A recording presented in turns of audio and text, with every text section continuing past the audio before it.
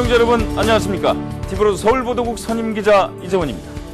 오늘 뉴스톡프리에서는 메르스 여파와 함께 지역 곳곳에 퍼지고 있는 메르스 괴담이 지역 상권과 주민에게 악영향을 끼치고 있는 현실과 강북구가 3억 원을 들여 만든 무인 자전거 대여소가 잦은 고장과 이용 실적이 적어 혈세만 낭비하고 있다는 지적에 대해 취재기자와 자세히 알아봅니다.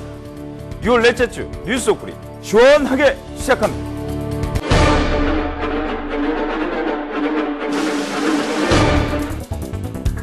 메르스 공포로 시민들이 잔뜩 움츠러있는 요즘 메르스 관련 뜬 소문이 일파만파 퍼지고 있어 지역 곳곳이 피해를 입고 있습니다. 강서구의 한 떡집은 메르스에 감염된 사실이 없는데도 주인이 감염됐다며 헛소문이 퍼져 곤란을 겪고 있습니다. 게다가 이름이 같은 다른 동네의 떡집도 오해를 받으면서 떡집이 위치한 전통시장마저 발길이 끊기는 기현상이 벌어지고 있습니다. 네, 스튜디오에 김대우 기자 나오고 계십니다. 안녕하십니까? 네, 안녕하십니까?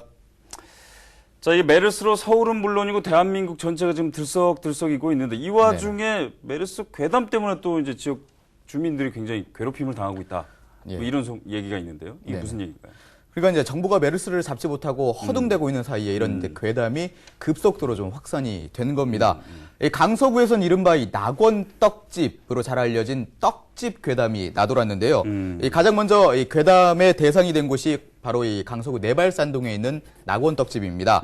어떻게 된 사연이냐면은 이 떡집 사장님이 교통사고를 당하시게 돼요.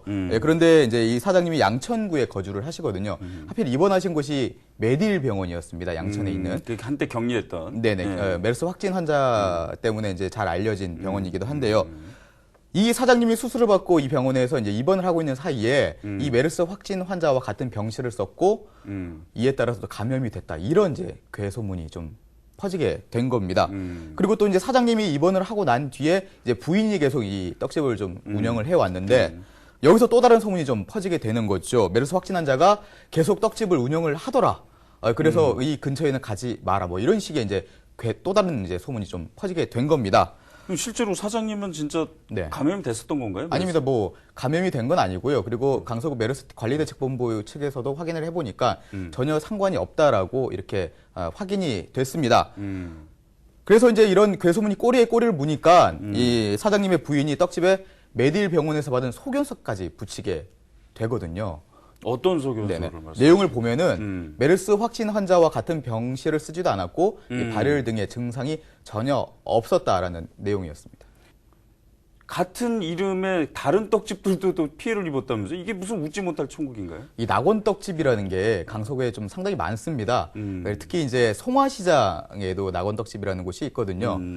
역시 이 시장 안에 떡집이 있는 이 낙원 떡집 역시 메르스와 관련된 오해를 좀 받게 됩니다. 이름이 같았기 때문에 이 떡집 사장님 역시 메르스에 감염이 됐다. 또 이런 또 뜬 소문이 좀 퍼지게 된 겁니다. 그러니까 그분은 병원에 가신 적도 없고 가신 적도 없으시고요.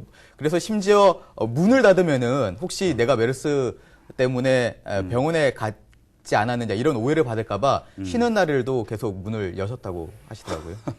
이게 정말 웃지 못할 천국인데 네. 인근 아파트에는 벽보까지 붙었다고요? 정말 황당한 내용이었습니다. 그 벽보를 잠시 보여드릴게요. 바로 이 문제의 벽보가 이 벽보였는데요. 이 송화시장 근처에는 대단지 아파트가 있습니다. 이 아파트 엘리베이터 옆에 이제 게시판에 이 안내문이 부착이 됐답니다. 누가 붙인 거예요? 이 관리사무소가 붙였는데요. 자세히 보시면은 발생 병원에 송화시장이라는 곳이 있습니다. 네, 황당하시죠? 송화시장이라는 병원이 있는 모양이죠? 아, 그런 것 같습니다. 이게 참, 이 관리사무소 누가 만드셨는지는 모르겠는데, 병원하고 시장은 초등학생도 구분을 할 수 있지 않습니까? 이런 또 그 실수를 해서 송화시장 상인들이 엄청난 또 피해를 또 보고 있다, 이렇게 주장을 하셨습니다. 뭐 지금도 마찬가지지만 그때 당시에 한참 이제 그 뭐 병원 이름을 밝히냐 안 밝히냐 뭐 이런 거 가지고 씨름을 하다가 결국엔 밝히면서 그 정부와 또 시민 간의 어떤 신뢰라든가 이런 부분이 굉장히 좀 문제가 있지 않았습니까? 네네. 그런 부분에서 이제 또 부랴부랴 만드시라고 하다가 그런 이제 벽보까지 만들어가지고 붙이시게 된 것 같은데 어쨌든 저런 것들이 이제 말도 안 되는 소문들을 확대 재생산하는 꼴이 되는 거죠. 그렇죠. 안타깝습니다. 특히 이제 메르스와 같은 이런 아주 중요하고 긴급한 상황에서 이런 잘못된 정보 하나가 얼마나 큰 피해를 좀 불러일으킬 수 있는지를 미리 짐작을 좀 하셨더라면은 이런 실수가 없으셨을 텐데 좀 관과한 부분이 아닌가 좀 생각이 됩니다. 자기가 모르고 내뱉은 말로 비수를 꽂는 거나 마찬가지죠. 그렇죠. 네. 부득중 다수에게요.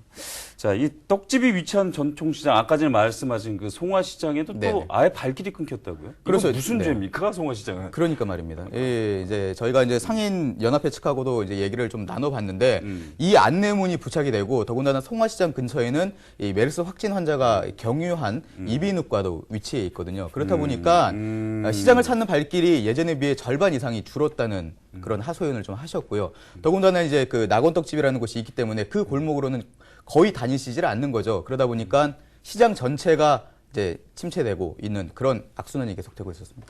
아니, 이게 내가 한 것도 아닌데, 내가 감염된 것도 아닌데, 이거 얼마나 답답하셨겠어요. 벽보까지 붙이시고, 네. 또 앞에다가 소견서까지 붙이시고, 뭐라고 그러시던가요, 당사자들은? 처음에는 웃으셨어요. 제가 이제 만나 뵙고 말씀을 드리니까 가장 큰 거는 난생 처음 겪는 일이기 때문에 어떻게 뭐 할 수가 없었다라는 겁니다. 얼마나 답답했으면 경찰에까지 신고를 하셨겠습니까? 예. 그러니까 가장 중요한 거는 이런 이제 이 괴소문, 뜬소문들이 SNS를 통해서 퍼지다 보니까 이 시발점이 어딘지를 정확하게 확인을 못 하는 것이죠. 그리고 이제 소문을 잠재우고 싶고 또 이런 근원지에 가서 오해를 풀고 싶고 사실을 얘기하고 싶지만 어딘지가 불분명하기 때문에 그런 것들을 못하니까 정말 답답해 하셨다. 이렇게 말씀을 좀 하시더라고요. 그리고 제가 메르스와 관련된 취재를 한 2주 동안 계속을 하고 있는데 그 과정에서 이 자가격리 되신 분들을 몇 분 만나 뵀었거든요. 예, 그분들이 하시는 말씀이 나를 메르스 환자로 보는 시각이 가장 힘들었다. 이렇게 말씀을 하셨어요. 메르스와 관련되지 않은 분들은 얼마나 더 답답하고 황당하셨겠습니까?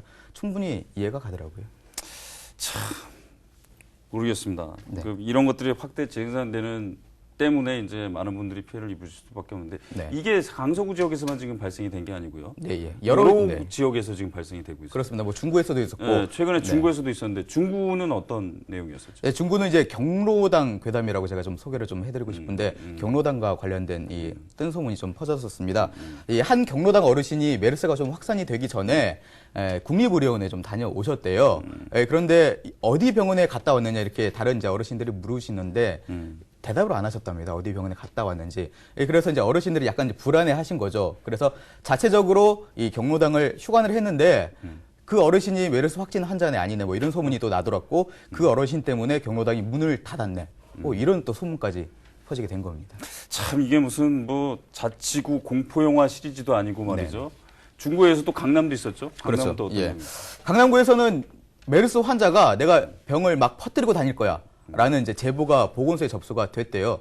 이 분이 이제 60대 남성이었는데 확인을 해보니까 확진자도 아니고 뭐 자가격리자도 아니었다고 합니다. 해프닝으로 끝났는데 또 여기에 메르스에 걸린 학생의 이름 그리고 주소 심지어 학교 명단까지 놔둬놨다고 하더라고요. 그래서 학부모들이 큰 혼란에 빠졌습니다. 네. 빠졌다고. 네.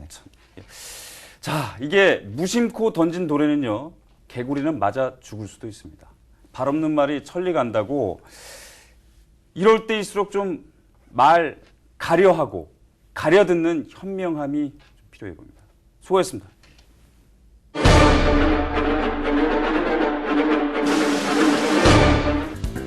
거액을 들인 강북구의 자전거 무료 대여소가 잦은 고장과 실적 저조로 혈세만 낭비했다는 지적이 일고 있습니다. 구는 지난 2008년 3억 원의 예산을 들여 총 5곳에 무인 시스템을 갖춘 자전거 무료 대여소를 설치했습니다. 하지만 하루 이용객은 2명 남짓. 게다가 잦은 고장으로 정상 운영도 힘든 상황인데요. 이 시스템을 교체하려면 4, 5억 원의 추가 예산이 필요해 이러지도 저러지도 못하고 있는 형편입니다. 네, 스튜디오에 이어서 이재호 기자 나와 계십니다. 안녕하십니까? 네, 안녕하십니까? 자, 지난 12일에 쓴 기사였죠. 이 강북구에 무인 자전거 대여소가 총 5곳이 있는데 상태가 좀 엉망이라고요. 네. 어떻습니까? 지금 그 강북구에는 무인 자전거 대여소가 총 5곳에 설치가 되어 있습니다. 그 구청 안에 이제 하나가 있고요. 그 외에 4개가 지금 그 번삼동이라는 지역에 몰려 있거든요. 그 참고로 이제 강북구는 총 13개 동입니다. 그러니까 무려 4개가 이제 그 한 동에 몰려 있다는 거는 굉장히 좀 지역적으로 치우쳐 있다라는 그런 이제 왜 그렇게 설치가 된 거죠? 한쪽으로 치우치게? 지금 번삼동 지역은 그 임대 아파트가 좀 많이 있고요. 지금 거리상으로 지하철역과의 거리가 좀 먼 편입니다. 근데 그렇다고 이제 뭐 그러니까 걸어서 이용하기는 좀 어려운 거리고 그렇다고 또 뭐 자전거를 타고 가면은 가기 불가능한 거리도 아니고요. 그러니까 이제 좀 임대 아파트가 아무래도 좀 이제 어려운 분들이 사시니까 그분들의 어떤 대중교통 요금도 좀 덜어드리고 또 적극적으로 이제 좀 그 지하철역까지 활용을 하시라고 이제 무료로 그렇게 자전거 대여를 하는 그런 대여소를 설치를 하게 된 겁니다. 그럼 실제로 이용이 많아요? 자전거를 타고 다니시는 분들이 많나요? 그 근처에? 뭐 거의 뭐 저희가 취재를 했을 때도 그렇고 이용 실적을 살펴봐도 뭐 이용이 거의 뭐 없는 그런 상태입니다. 현재는.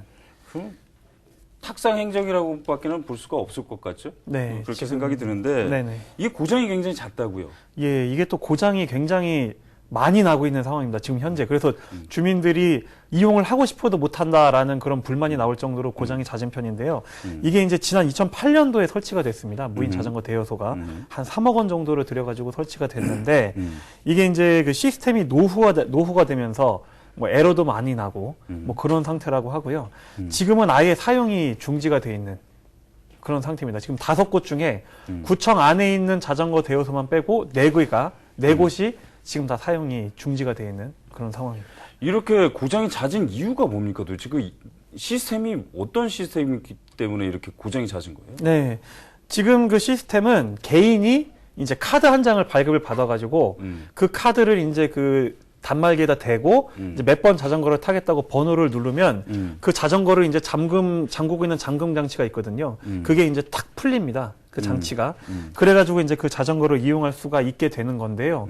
이제 문제는 이 시스템 자체가 지금 5곳이라 그랬잖아요. 근데 이 5곳을 통제하는 그 그러니까 제어하는 시스템이 중앙 제어 시스템이에요. 그러니까 그 중앙 제어 시스템이 고장이 나버리면 그냥 한 곳이 고장이 나는 게 아니라 모든 그 대여소에 다 문제가 생겨버리는. 예를 들어서 이런 거군요. 네. 그러니까 자전거가 한 30대 정도 있다면 여기 있는 중앙 제어 시스템이 고장이 나면 30대를 다 못 쓰는 거군요. 그렇죠. 뭐 30대뿐만이 아니라 그 5곳에 있는 대여소, 5곳 대여소에 있는 자전거 전체를 못 써버리는 그런 지금 시스템으로.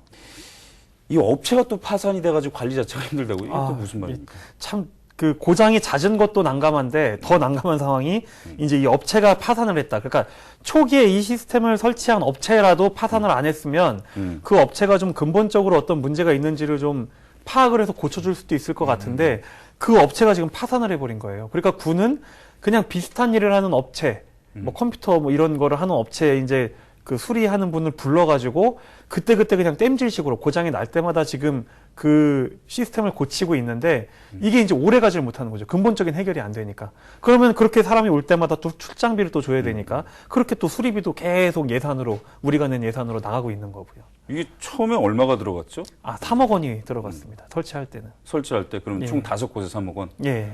그러고 나서 보수 유지하는 데는 또 돈이 얼마나 들어간 거예요? 지금 뭐 구청은 정확하게 이제 그 보수 유지 비용을 저희한테 공개는 하지 않고요. 뭐 이제 수리를 하러 오시는 분의 출장비 정도는 몇만 원 드리고 있다라고 얘기를 하지만 이게 뭐 이제 고장이 잦다 보니까 이게 또 그렇게 자꾸 돈이 나가다 보면은 이 돈이 얼마가 될지는 또 모르는 그런 상황인 거죠. 그러니까 돈은 돈대로 쓰고 또 유지 보수비로 또 돈은 또 돈대로 또 쓰고. 예, 고장이 또 이게 자꾸 나니까. 도대체 예. 무슨 그 상황인지 잘 모르겠는데 뭐하러 이런 예산 낭비를 했는지 잘 모르겠습니다. 네. 이게 이용 실적도 굉장히 저조해요. 아까 전에 말씀하셨던 네. 것처럼. 그 이유가 뭔가요? 지금 먼저 그 이용 실적에 대해서 먼저 말씀을 드리면요. 지금 작년에 5곳, 작년 1년간 그 5곳의 대여소를 이용한 실적이 모두 합해서 3,200건입니다. 3,200건이라 그러면 얼핏 들으면 많다고 느끼실 수도 있는데 우리가 그거를 매일매일 하루 평균으로 나눠보잖아요. 그럼 10건 미만이에요. 맞잖아요. 3,200 나누기 365일 하니까. 그러면 한 곳에서 한 곳당 하루에 2대도 안 빌려가는 겁니다. 지금 현재 상황은. 그럼 거의 이용을 안 한다는 이용을 얘기예요. 안 하는 그런 상황인데요. 이게 왜 이렇게 되고 있느냐. 지금 구청을 제외하고는 모두 그 아파트 단지 안에 설치가 되어 있어요. 아파트 단지 안에. 그러니까 이게 모든 주민들이 사용할 수 있다고 얘기는 해놓고 이게 아파트 단지 안에 지금 설치가 되어 있거든요. 그러니까 주민들은 뭐 다른 주민들이 사실 아파트 단지 남의 아파트 단지 안에 설치되어 있는 거를 누가 이용을 하겠습니까? 그러니까 그리고 거기 있는지 어떻게 알겠어요? 모르죠. 그러니까 이제 애초에도 처음 시작할 때부터도 그 아파트 단지 주민들만 이용을 했는데 아까 말씀드렸듯이 고장이 잦잖아요. 고장이 잦고 나니까 주민들이 에휴 어차피 고장 났을 텐데 이러면서 또 이용을 더 안 하고 이제는 그 아파트 주민들조차도 이용을 안 하고 있는 그런 상황입니다 지금. 이게 처음에 설치는 왜 한 거예요? 그러니까 아까 전에 잠깐 얘기는 말씀하셨는데. 예. 이게 이제 그 서울시의 자전거 이용 활성화 정책. 이제 예전에 뭐 이제 막 자전거 도로도 한참 막 조성하고 그랬지 않습니까? 이제 그 정책의 일환으로 함께 설치가 됐고, 거기다가 이제 그 번삼동 지역, 제가 번삼동 지역에 많이 설치가 돼 있다 그랬는데, 거기에는 그 지하철역까지 이어지는 자전거 도로가 그 비슷한 시기에 또 조성이 됐어요. 그러니까, 이제 자전거 도로, 설치가 됐고 대여소까지 있으면은 주민들이 정말 많이 이용하겠구나. 이제 이 생각을 가지고 이 자전거 대여소가 이제 설치가 된 거예요. 그러니까 그걸 다시 한번 한마디로 요약을 하자면 야 시에서 돈 떨어졌겠다. 도로 깔아줬겠다. 야 생색 한번 내자. 이거 아닙니까? 그렇죠. 그런 또 무료로 자전거를 빌려주겠다라고 해가지고 누가 이런 것까지 한다. 그런 식으로 시작이 된 사업이었어요. 그래가지고 지금 돈 낭비가 지금 얼마입니까? 처음에 3억 들어갔죠. 또 앞으로 또 이거를 새로 교체하려고 하면 어마어마한 돈이 들어간다면서요? 예. 그러니까 제가 아까 전에 말씀드렸듯이 그 전에 중앙제어 시스템으로 했을 때는 한 3억 원 정도라고 했잖아요. 근데 지금은 이제 그 중앙제어 시스템이 쓰이지 않고 있고요. 아까 이제 말씀하셨듯이 개별 건으로 이제 다 설치를 해야 되는 것 같아요. 그래가지고 그 자전거 한 대에 그 잠금 장치까지 설치하는데 대당 한 250만 원 정도가 든다고 합니다. 근데 지금 이제 5곳의 자전거가 130대 정도가 있거든요. 그렇게 하면은 한 5억 원 정도? 예, 그러니까 새롭게 5억 원 정도를 교체하는데 써야 되기 때문에 지금 강북구가 예산 사정도 어렵고 해서 지금 뭐 거의 손을 대지 못하고 있는 그런 상황. 배꼽이 배가 돼버렸네. 그렇죠. 주민들은 뭐라 그래요? 그럼 뭐 주민들은 뭐 맨날 고장나 있죠. 그냥 뭐 전형적인 전시행정 아니냐 저게. 지금 그리고 차라리 아파트 그 주민들도 그게 또 단지의 공간을 꽤 차지하고 있을 거 아니에요. 그러니까 그렇게 공간 차지하고 있을 바에는 그냥 차라리 없애는 게 낫지 않겠냐라는 그런 반응들이 많이 있고요. 또 모르는 주민들이 솔직히 많이 있고요. 그리고 이제 저희 보도가 나간 후에는 강북구 의회에서도 이제 관심을 갖고 지금 이제 구청 집행부하고 이것을 없앨 것이냐 아니면은 뭐 좀 더 잘 운영이 될 수 있도록 뭐 대안을 마련해야 되느냐 지금 이런 논의들이 지금 이루어지고 있는 상태입니다. 자, 이게 말씀하셨던 것처럼 처음에 입지 선정도 엉망이었고요. 그러니까 억지로 만들다 보니까 뭐 관리가 제대로 됐겠습니까? 이게 내 돈 아니라고 막 쓰는 거랑 뭐가 다릅니까? 정말 한심합니다. 이재호 기자는 수고하셨습니다.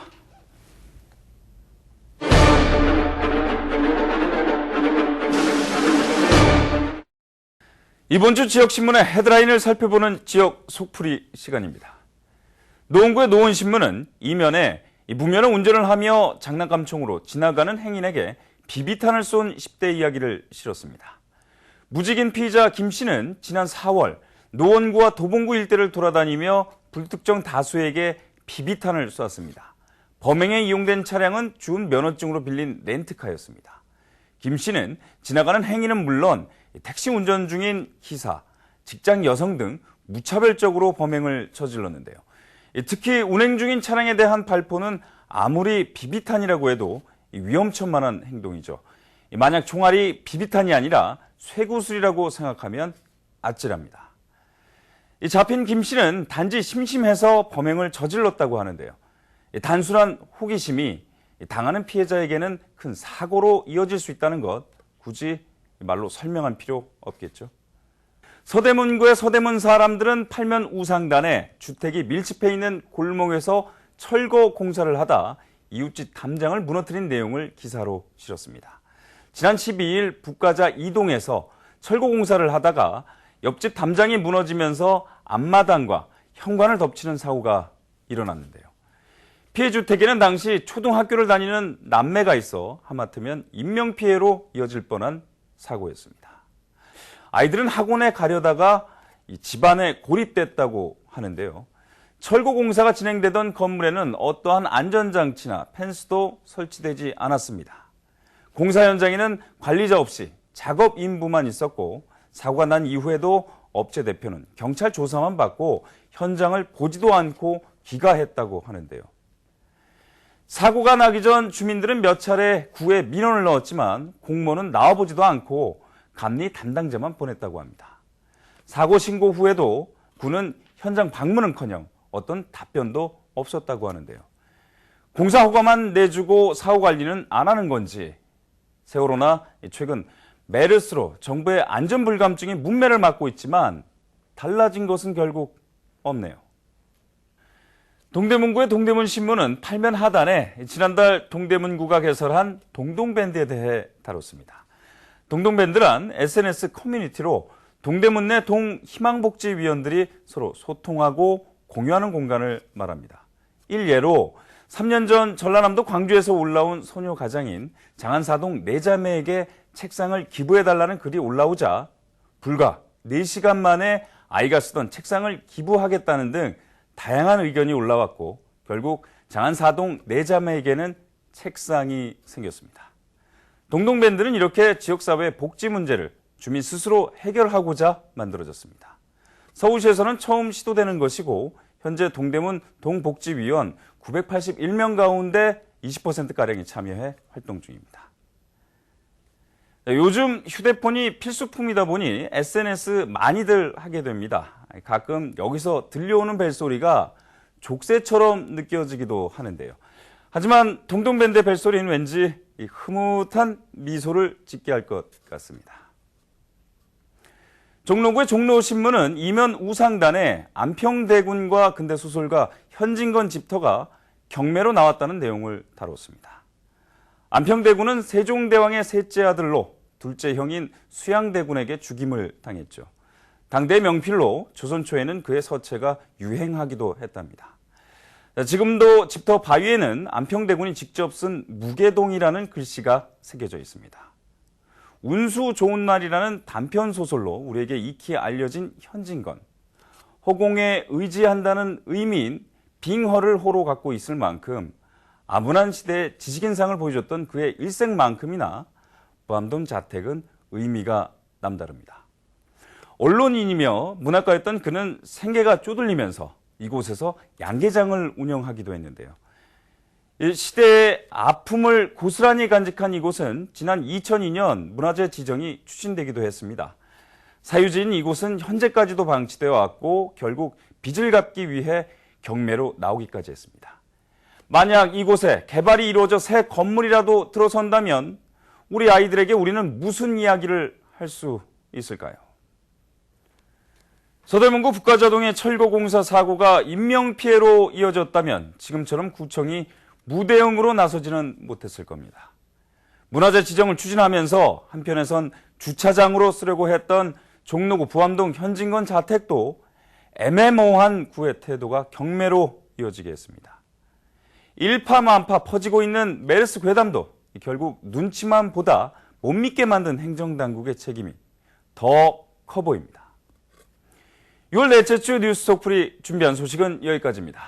다음 주에는 좀 더 속 시원하고 깨알 같은 정보를 들고 찾아뵙겠습니다. 고맙습니다.